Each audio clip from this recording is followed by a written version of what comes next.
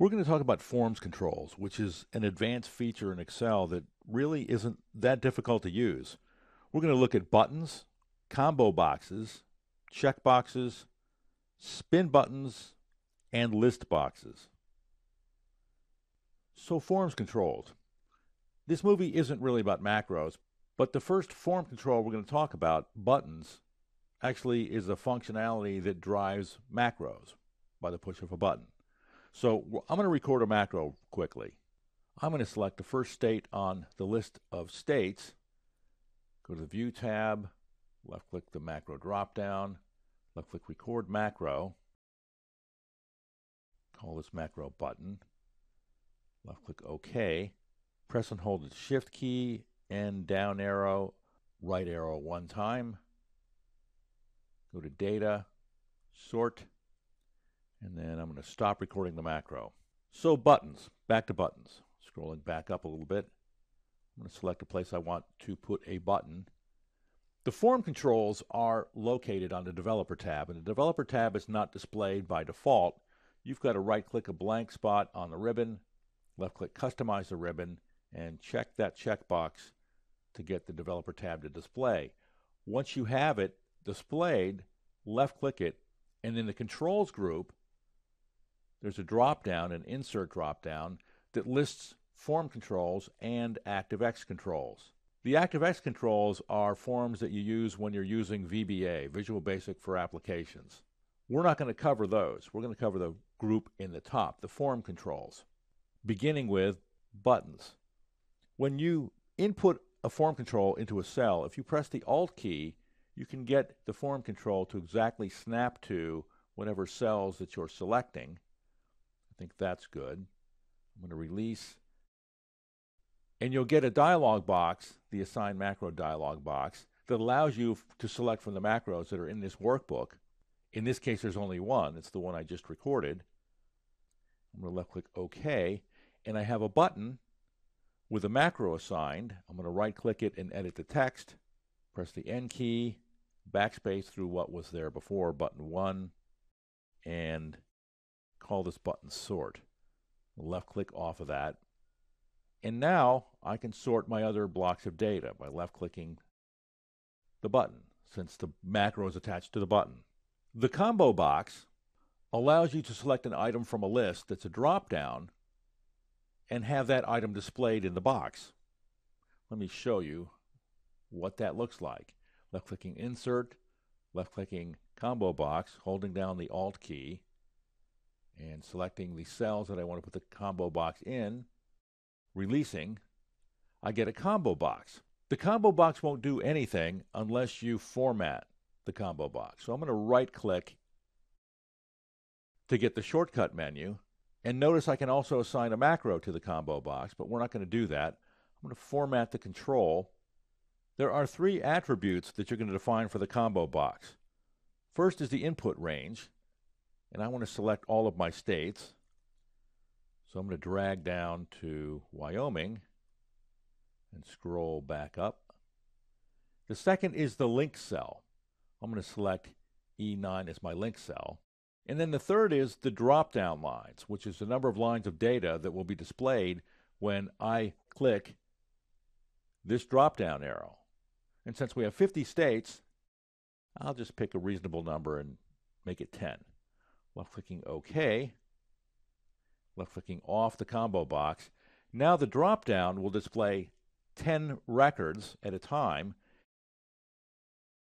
and provide me with a scroll bar so I can see the rest of the records. And when I select one of the records, let's make it the 3rd record, that record is displayed in the combo box, and the link cell says 3 because I've selected the 3rd record.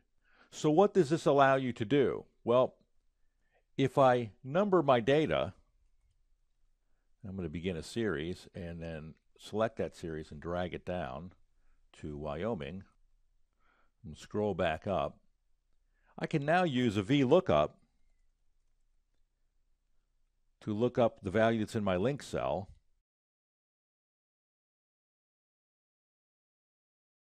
and going to the data to select the 3rd column, returning the exact value. And for the state that I selected in my combo box, I can get the median family income. It's not formatted very well, so we'll do that. So the combo box allows you to select from a drop-down list. At the same time, you're creating a value in a cell that you can utilize in a formula. Checkboxes. Going back to the Developer tab, left-clicking the Insert, left-clicking Checkbox, holding down the Alt key, releasing, I have a checkbox. I'm going to right-click the checkbox and, again, format the control. With the checkbox, you can establish an initial state, either unchecked, checked, or mixed. And then you also establish a linked cell. I'm going to left-click OK. We also need to make this checkbox meaningful by changing the text, which I can select and just type in, left-clicking off of that. Now I've got my checkbox set up. When I check the checkbox, the linked cell has a value of true, and when I clear the checkbox, the linked cell has a value of false.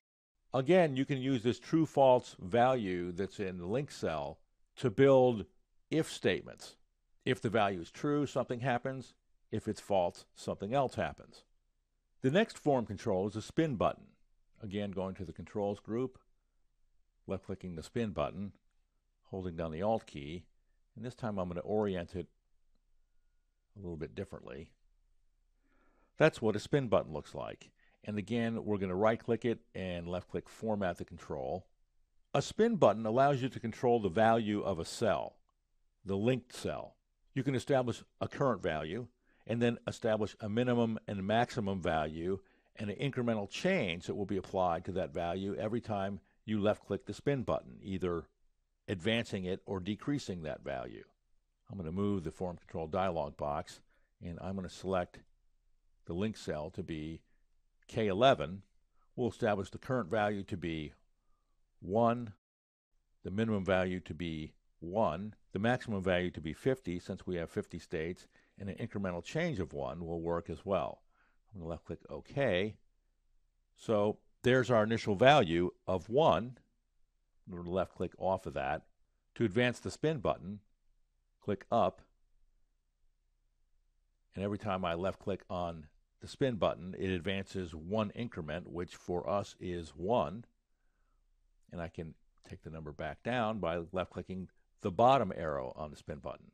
And once again, you can utilize the value that you're controlling in the link cell to build into a formula, like a VLOOKUP. So every time you click that spin button, the link cell changes its value, as does your target cell. It's the formula, the VLOOKUP in this case. And generally, when you use these things, you don't really want to display the link cell value. That provides you with the functionality so that you control the result in this cell. But displaying the link cell value is really many times of no use. So I'm putting it next to the form controls, but you actually would want to put that someplace else, maybe on another worksheet, maybe even on a hidden worksheet. So the last form control we're going to take a look at in this movie, going back to the Controls group, is a list box. Again, holding down the Alt key, selecting a range of cells, right-clicking the form, left-clicking Format the control. This is similar to a combo box. We have a list range that's going to provide us with the values in the list box. I'm going to select states again. Scroll back up. We have a link cell that we're going to control the value of. And the selection type is a little misleading. It says single, multiple, and extend. For the list box, you really have to select single unless you're going to use VBA. Then you can select multiple.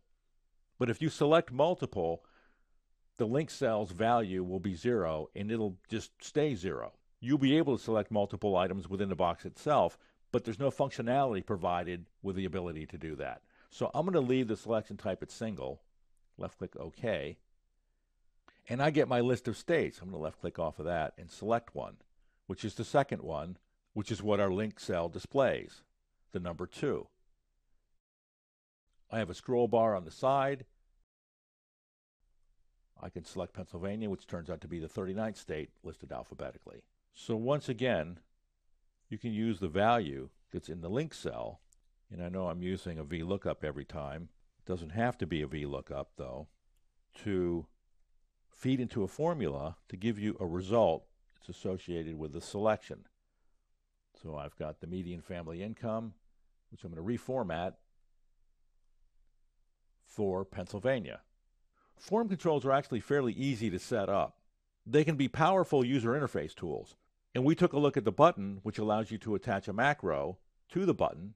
So when you click the button, it kicks off and runs the macro. We looked at the combo box, which provides you with a drop-down list with a link cell as well.